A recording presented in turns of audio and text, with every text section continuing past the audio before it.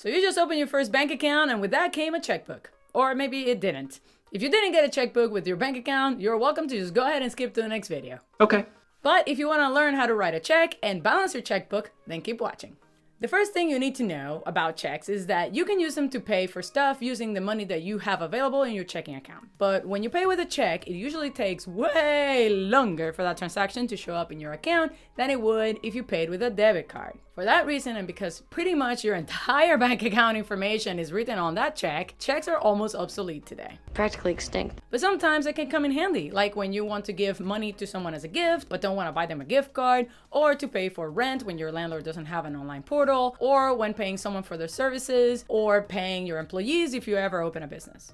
Like the sound of that. Checks are still better than cash in most of these scenarios though, because the money is traceable. So if someone ever claims that you didn't pay them, you still have a transaction with that check to prove that you in fact did. And here's my proof. So how do you write a check? Well, very simple. Normally, a check has your full name and address on it, so make sure this information is up to date. Second, on the portion that says pay to the order of, you write the name of the person or company you're paying. Make sure you make it out to that person's legal name though, not a nickname or multiple people who don't hold a bank account together, because some banks are very picky about this and they won't deposit it for the other person if the information on the check doesn't match their account information. So make sure to get the exact name they want it to be made out to.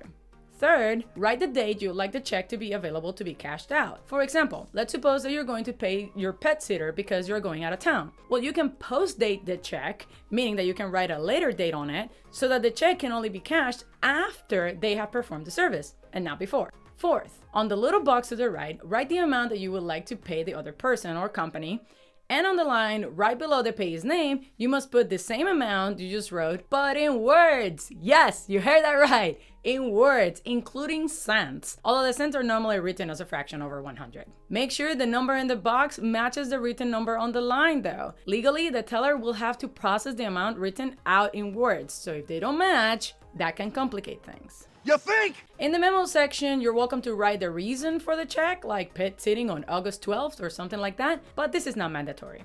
Lastly, at the bottom right, there is another line where you have to put your signature. So if you haven't come up with a signature yet, you probably should. And don't do a letter or a circle that is easy to replicate. Come up with something that identifies you, and people will have a hard time replicating if they try.